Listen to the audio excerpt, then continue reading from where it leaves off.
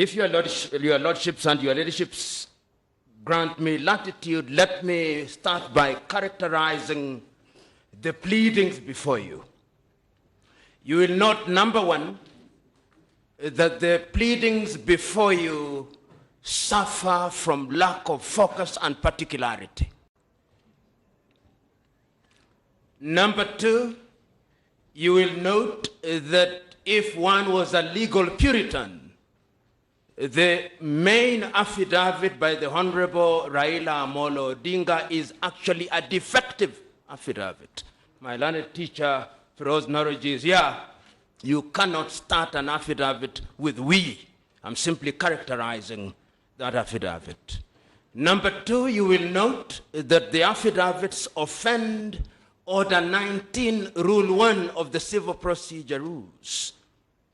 The affidavits are full of hearsay. And I want to submit that Article 159 is the refuge of those who are on a fishing expedition. I'm inviting your lordships and your leaderships to examine those affidavits to their full effect. Number two, I want to be in a position to characterize what animated the petitioners to file this petition. And I'm submitting to you that this petition is an afterthought. I don't have enough copies, but I will take you, if you permit me, to the foundational reason given by the principles of the political coalition called NASA, and read on the 15th of August by the Honorable Raila Amolo Odinga. This is what the Honorable Raila Amolo Odinga read.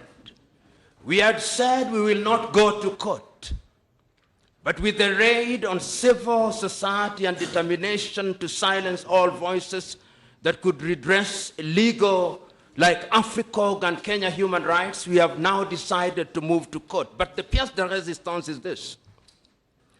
Our decision to go to court constitutes a second chance for the Supreme Court to use this to redeem itself. That is the basis upon which I'm locating my case and justifying why this particular case is here. Just a minute, Mr. Lumumba. Yes, Mr. Orengo? I'm just saying this is a court, is not a rostrum. So speechifying and oration. He should tell us where that statement comes from and whether it was correct on record.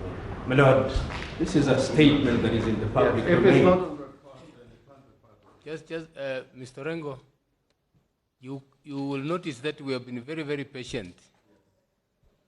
Mr. Lumumba is looking at the clock. He has the minutes. As soon as, if he goes on a tangent, as soon as the time runs out, we'll ask him to sit down. Absolutely. Thank and you. I'm not going on a tangent. So that your lordships and your leadership, that is what animated this case, and that is the reason why the pleadings are the way they are.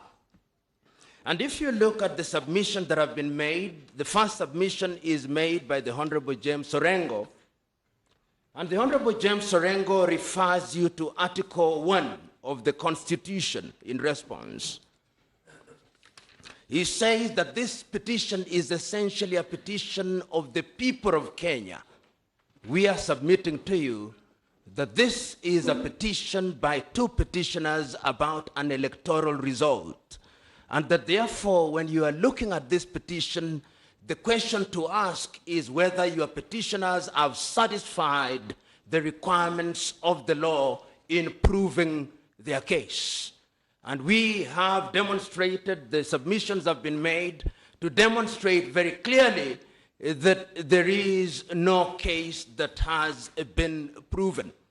My lords, you will note that in the submissions made by the Honorable Orengo, he submits that a number of votes that have been cast, and this is also shared by Paul Otiende Amolo, that out of the 15 odd million votes, only 23,000 of them are in doubt.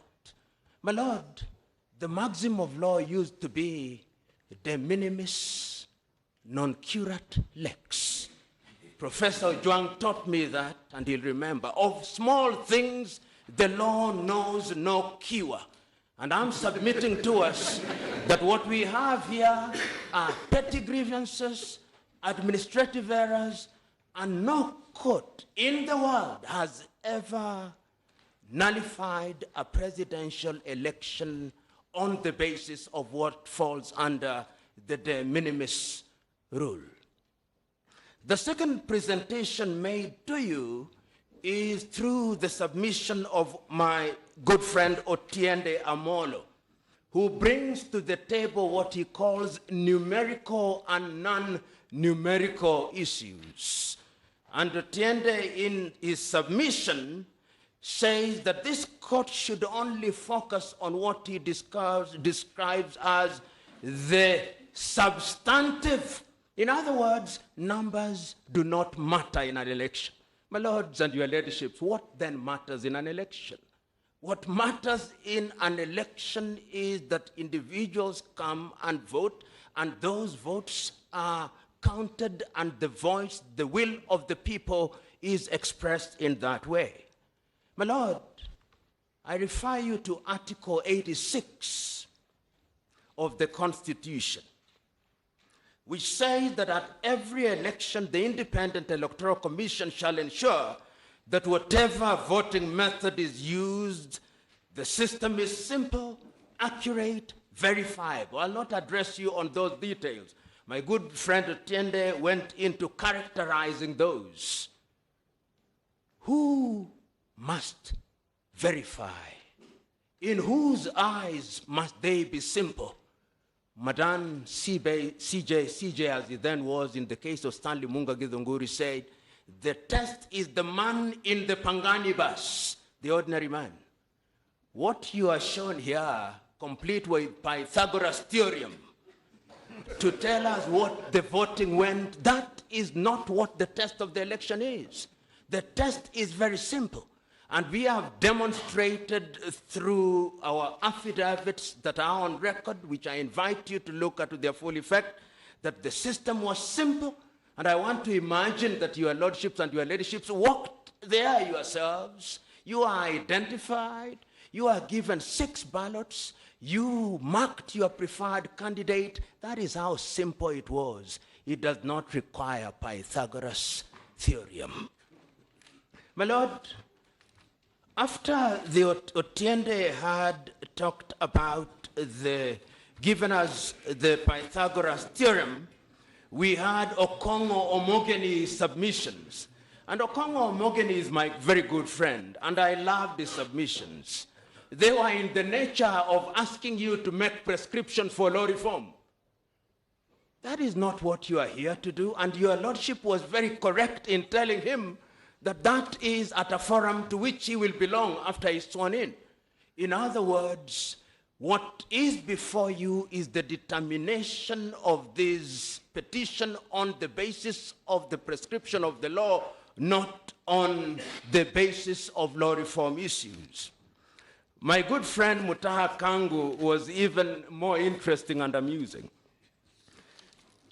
The thumb rule, never quote yourself.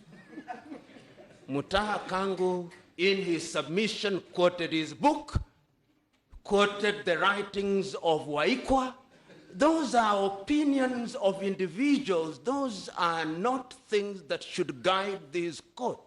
And I'm submitting to us that on the evidence that has been adduced before you, and every allegation has indeed been answered blow by blow, the test is as found in Article 83 of the Constitution and the 2013 Raila case. It is noteworthy that you are referred to an 1872 English statute, that is the Ballot Act. I'm submitting to us that this court, and I want to submit to your lordship that when this court is sitting in determination of a presidential election, your jurisdiction is sui generis. sui generis because you are sitting as a court of first and last instance. And therefore, when you exercise your jurisdiction, it is actually an insult to you to be asked to look at a statute that governs county elections in the United Kingdom. I'm submitting respectfully that you ignore such invitation. You are then taken by Otiende Amolo into what he described as the standard of proof. And this was also addressed by my learned friend Mutaha Kangu. And Mutaha Kangu made a very amazing proposition that the duty of the petitioner is to establish a prima facie case. And that once they establish a prima facie case, then the burden shifts. Nothing, respectfully, your lordships and your ladyships, can be further from the truth. The truth is, and this is the rule of the thumb, he who alleges must prove. And I'm submitting to you that your petitioners have made allegations, they have made many things, but they have not proven anything. My lord, you are then taken to the case that has now been cited ad nauseum, the case of Maina Kiai. And it's instructive that when my good learned friend and my student Antonio Luoch showed the video stopped at a very convenient point where the late Musando said, and the chairman cannot vary the results. That's where it stopped.